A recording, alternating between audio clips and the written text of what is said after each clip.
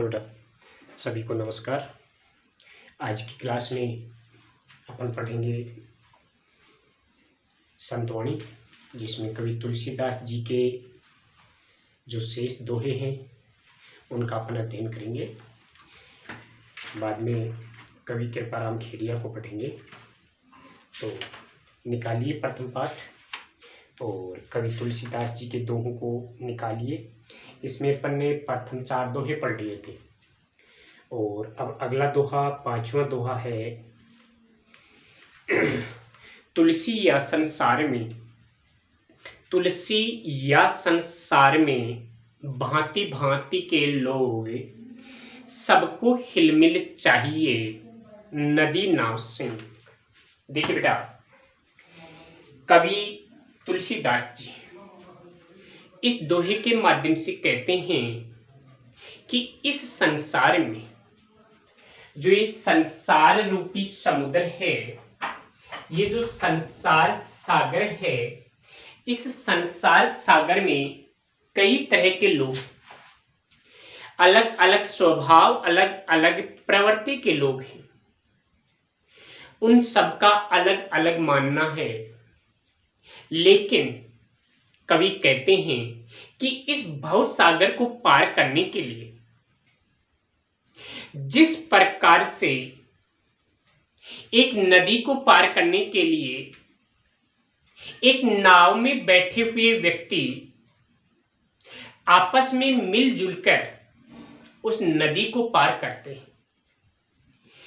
कवि कहते हैं कि इस भव सागर यानी संसार रूपी समुद्र को पार करने के लिए हमें उसी प्रकार से सामंजस्य स्थापित करना है, उसी प्रकार से आपस में प्रेम भाव और अनुराग बनाए रखना है, जिस प्रकार से एक नदी को पार करते समय नाव में बैठे हुए व्यक्ति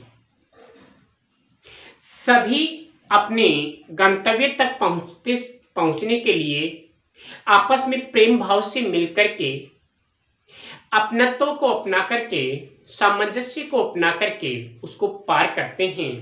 उसी प्रकार से संसार रूपी समुद्र को पार करने के लिए उस जीवन रूपी नौका पर सवार होकर के आपस में हमें सामंजस्य स्थापित करना है। किसी प्रकार का कोई बैर भाव, दुश्मनी अपन को नहीं अपनानी है।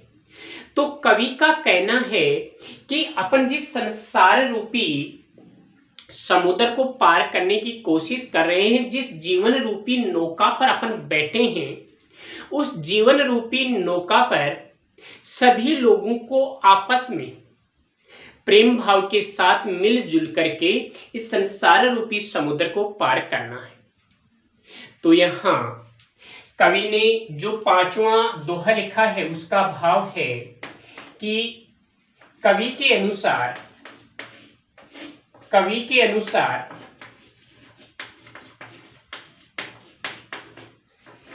इस संसार रूपी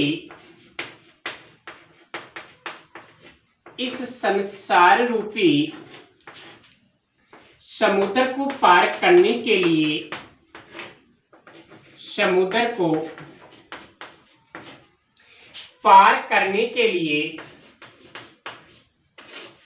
जीवन रूपी नौका पर सवार होकर आपस में प्रेम भाव रखना चाहिए। तो ये इस 5वें दोहे का भाव है कि यदि अपन को इस जीवन रूपी नौका को पार करना है, यदि इस संसार रूपी समुद्र को अपन को पार करना है, तो इस जीवन रूपी नौका में सभी जीवों को, इस मनुष्य को आपस में प्रेम, भाईचारा, सद्भाव, सहिष्णुता, के साथ एक दूसरे से मिलजुल करके सामंजस्य स्थापित करना है और इस जीवन रूपी नौका को समुद्र रूपी नाव में बैठ करके पार करना है। ये जो समुद्र रूपी, जो संसार रूपी जो जीवन है उसे पार करना है। तो कवि क्या कहते हैं, तुलसी या संसार में भांति भांति के लोग, कवि तुलसीदास जी कहते हैं कि इस संसार में अलग अलग तरह का मतलब है अलग अलग स्वभाव और प्रवृत्ति के लोग हैं, भांति भांति के यानी तरह तरह के लोग हैं। सबको हिलमिल चाहिए, इसलिए सभी को मिलजुल कर इसे नदी रूपी जीवन, नदी रूपी जो अपनी जो नाव है, ये जीवन रूपी जो नौका है, उस जीवन रूपी नौका में बैठकर हमें इस संसार रूपी नदी को पार करना है। जिस प्रकार से यहाँ एक उदाहरण दिया है, किसका यहाँ उदाहरण दिया है बेटा, नदी और नाव का। तो इसमें उदाहरण और रूपक अलंकार का प्रयोग हुआ है और भांति भांति शब्द में किसका प्रयोग हुआ है, यहाँ पुनरुक्ति प्रकाश का हुआ है, हिलमिल चाहिए। यहाँ पर अनुप्रास अलंकार है, नदी नाव में रूपक अलंकार है और भाषा ब्रज भाषा का प्रयोग हुआ है। और यहाँ पर कवि ने एक उपदेश दिया है, एक संदेश दिया है अपने इस दोहे के माध्यम से कि हमें इस जीवन को बड़े प्रेम के साथ में पार लगाना है। तो ये पांचवा दोहा था बेटा। अब छठवां देखिए क्या कहता है, तुलसी पावस के समय धरी कोकिलन मौन, अब तो दादुर बोलिए हमें पूछिए कौन। अब यहाँ कवि तुलसीदास जी ने बताया है कि जीवन में मधुर वाणी का बड़ा महत्व है और मधुर वाणी जब बोलते हैं तो लोग उसे बड़े प्यार से सुनते हैं। लेकिन कवि कहते हैं कि अब समय बदल गया है। क्या बदल गया है कि लोग अब वही कर्कश, कड़वी, कानों को अप्रिय लगने वाली वाणी भी बोलते हैं। कवि कहते हैं कि अब तो उन बुरे लोगों का समय आ गया है जिन्हें संसार में कोई नहीं पूछता था, आज उनकी पूछ हो गई है, आज उनका समय आ गया है। और जो कोयल के समान मधुर स्वभाव वाले लोग थे, उन मधुर स्वभाव वाले लोगों को आज कोई नहीं पूछता है। उन मधुर स्वभाव वाले लोगों को आज कोई नहीं पूछता। क्यों? क्योंकि मेंढक जैसे बुरे लोगों को आज लोग चाहने लगे हैं। तो यहाँ पर कवि ने अच्छे स्वभाव वाले लोगों के, तो यहाँ कवि कहते हैं, कवि के अनुसार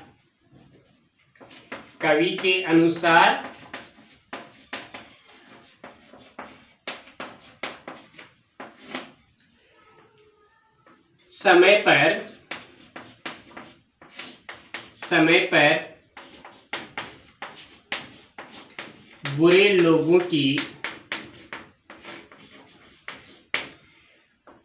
लोगों का आदर होता है,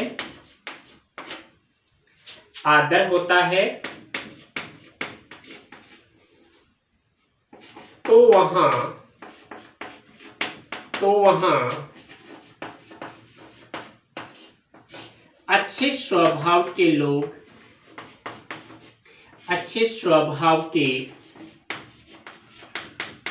लोगों को सम्मान नहीं मिलता है।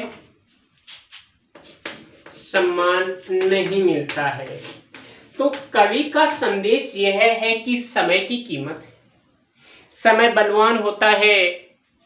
कभी अच्छे लोग सम्मान पाते हैं तो कभी बुरे लोग भी आदर पा जाते हैं। जिस प्रकार से वर्षा ऋतु के समय कवि कहते हैं तुलसी पावस के समय धरी कोकिलन मौन, कवि कहते हैं कि जब वर्षा ऋतु आती है तो कोयल मौन धारण कर लेते, अर्थात मधुर वाणी बोलने वाली जो कोयल है वो तो मौन धारण कर लेती है, चुप हो जाती है, और दादुर बोलिए और मेंढक बोलने लग जाते हैं। मेंढक की टरटराहट सुनाई देने लगती है। कवि कहते हैं कि हमें जब हमारा समय नहीं हो तो अच्छे लोगों को वहां से टल जाना चाहिए। कवि कहते हैं कि यदि हमारा समय नहीं हो तो अच्छे लोगों को टल जाना चाहिए, क्योंकि वहां बुरे लोगों का समय है।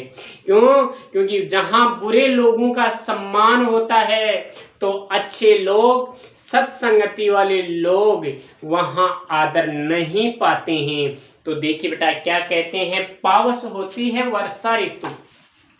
पावस क्या होती है? वर्षा ऋतु। धरी यानी धारण करना, कोकिलन यानी कोयल, मौन यानी चुप्पी, दादुरे यानी मेंढक, बोले यानी बोलना, पूछे यानी पूछना, कौन यानी कौन। तो कवि क्या कहते हैं बेटा, यहाँ कवि कह रहे हैं कि तुलसी पावस के समय धरी कोकिलन मौन, कवि कहते हैं कि वर्षा ऋतु आने पर, वर्षा ऋतु के समय कोयल मौन धारण कर लेती है। अब तो दादुर बोलिए, क्यों? क्योंकि वर्षा ऋतु आने पर मेंढक बोलने लग जाते हैं। मेंढक की टरटराहट, मेंढक की टरटराहट सुनाई देने लगती है। हमें पूछिए कौन, यानी वहां अब अच्छे लोगों को कोई नहीं पूछता है। कोयल जैसे मधुर, कोयल जैसे स्वभाव वाले लोगों का कोई आदर नहीं करते हैं। तो कवि कहते हैं कि जहां बुरे लोगों का सम्मान होता है वहां से अच्छे लोगों को टल जाना चाहिए, क्योंकि अब उनका सम्मान करने वाला कोई नहीं है। वहां पर बुरे लोगों का समय आ गया है, बुरे लोगों का आदर होने लगा है। तो अच्छे स्वभाव वाले लोगों को चुप रहना, अच्छे स्वभाव वाले लोगों का चुप रहना ही सार्थक होता है, उचित होता है। तो यहाँ पर कवि ने एक अन्योक्ति के माध्यम से, मेंढक के माध्यम से किसकी ओर संकेत किया है?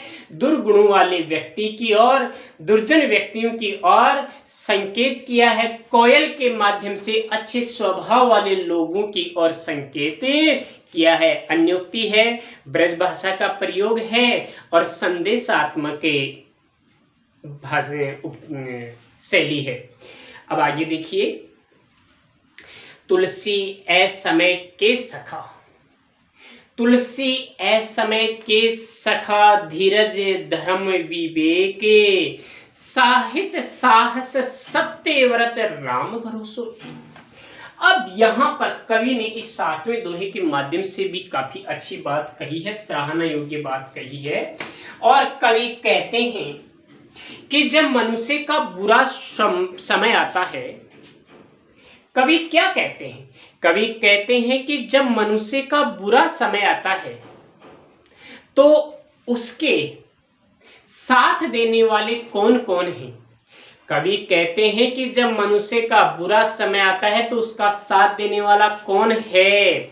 उसका धीरज यानी धैर्य, उसका धर्म यानी उसका धर्म, उसका विवेक यानी उसकी बुद्धि, उसका साहित्य यानी उसके साहित्य, उसका साहस यानी उसकी हिम्मत, उसका आत्मविश्वास और उसके सत्य वचन और एक राम पर भरोसा।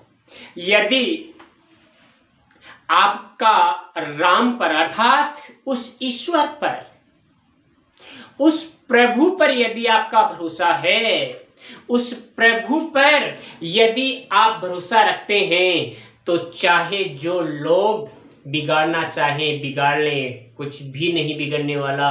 तो कवि कहते हैं कि मनुष्य के बुरे समय में साथ देने वाले कौन कौन हैं बेटा? धैर्य, धर्म, बुद्धि, साहित्य, साहस, सत्य वचन और एक वो परम पिता परमेश्वर, यही मनुष्य के बुरे समय के सखा हैं। तो कवि ने क्या कहा है? कवि कहते हैं कि मनुष्य के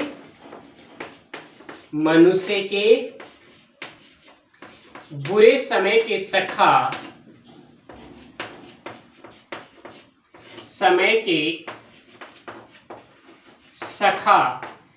उसका धर्म,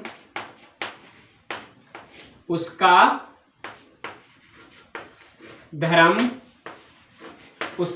धैर्य, उसका विवेक,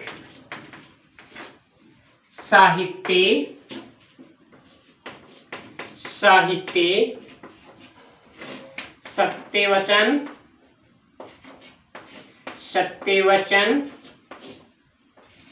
उसका आत्मविश्वास,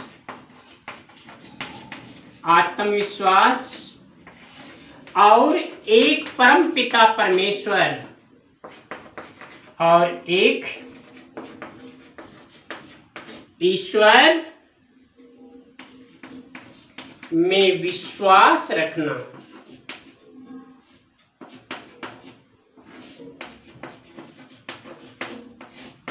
ये ही बुरे समय की सखा है। यदि मनुष्य का बुरा समय आता है, कवि कहते हैं कि यदि मनुष्य का बुरा समय आता है, उसकी बुद्धि काम करना बंद कर देती है, तो उसे ईश्वर में विश्वास रखना चाहिए, उसे अपने धर्म में विश्वास रखना चाहिए, कभी उसे झूठ नहीं बोलना चाहिए, उसे अपना साहस, अपने हिम्मत नहीं खोनी चाहिए और अच्छे साहित्य का अध्ययन करना चाहिए। यही उसके साथ देने वाले हैं। तो देखिए बेटा, कवि क्या कहते हैं? तुलसी ऐ समय के सखा, ऐ समय यानी बुरा समय।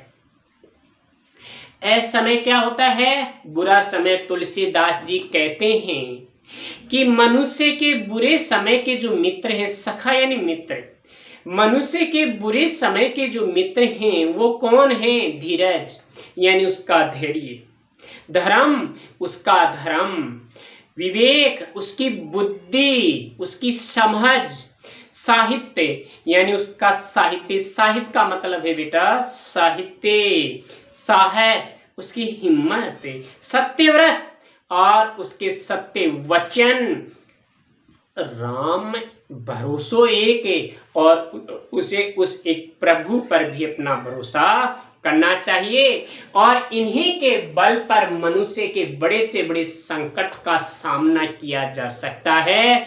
यदि आप में ये गुण हैं, यदि आप में ये विवेक है, यदि आप में इन अच्छे गुणों का वास है, तो आप बड़े से बड़े संकट को भी आसानी से पार पा सकते हैं। तो यहाँ पर भी कवि ने भाषा, जो एक तरह से कह सकते हैं उपदेशात्मक जो भाषा है उसका प्रयोग किया है।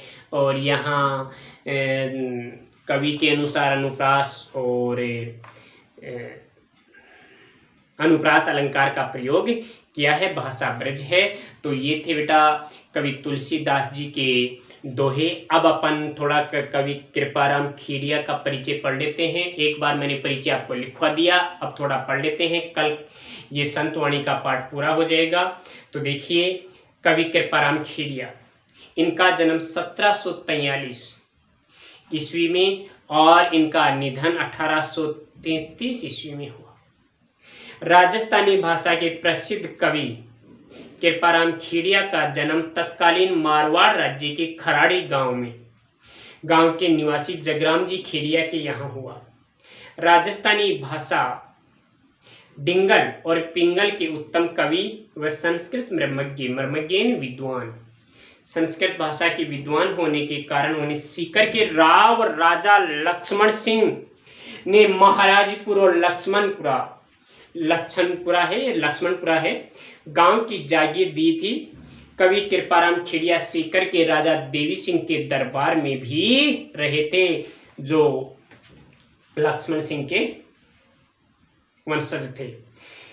राजिया कृपाराम का सेवक था। एक बार कवि के बीमार पड़ने पर सेवक राजिया ने उसकी खूब सेवा और शुश्रूषा की। शुश्रूषा शब्द वैसे गलत लिखा हुआ है, शुश्रूषा शब्द होता है बेटा, ये शुश्रूषा होता है बीमार व्यक्ति की सेवा करना। शुश्रूषा क्या होता है? बीमार व्यक्ति की सेवा करना। तो उन्होंने अपने बीमार राजा की सेवा की, जिसे कवि बहुत प्रसन्न हुए। उनके कोई संतान न होने के कारण राजिया बहुत दुखी रहता था। राजिया यानी राजा राम कवि का सेवक था। राजिया के इसी दुख को दूर कर उसे अमर करने हेतु कवि ने उसे संबोधित करते हुए नीति संबंधी सोरठों की रचना की, जो हिंदी व राजस्थानी साहित्य में राजियारा दोहा या राजियारा सोरठा नाम से विख्यात है।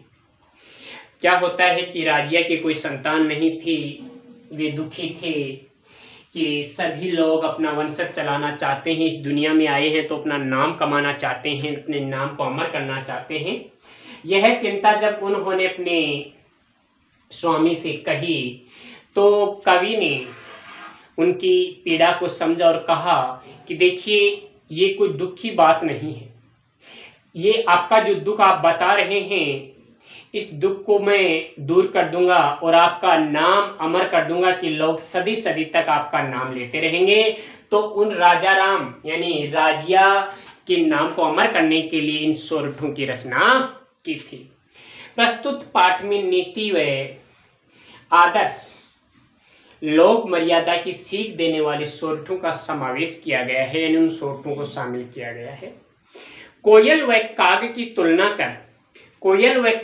तुलना कर कवि मीठी वाणी की महत्वता बताते हैं। यानी वही बात कि मधुर वाणी सभी लोग सुनना चाहते हैं, लेकिन कड़वी बात कोई नहीं सुनना चाहता है। शक्कर व कस्तूरी के माध्यम से सौंदर्य की तुलना में गुणों को श्रेष्ठ कर बताया गया है। दूसरों के कलह व विवाद से लोग आनंदित होते हैं, हमारा व्यवहार मतलब पर आधारित होता है। मुख पर मधुरता और हृदय में खोट रखने वाले लोगों से आत्मीयता संभव नहीं है। मैत्री निर्वाह हेतु समर्पण व सरलता जरूरी है। श्री कृष्ण ने अर्जुन के लिए रथ हाँकने तक का काम कर लिया। आजकल हिम्मत की कीमत है, हिम्मत रहित व्यक्ति की कीमत रद्दी कागज के समान हो जाती है। तो बेटा यहाँ देखिए कि इन सोरठों में कई नीतिपरक बातें हैं।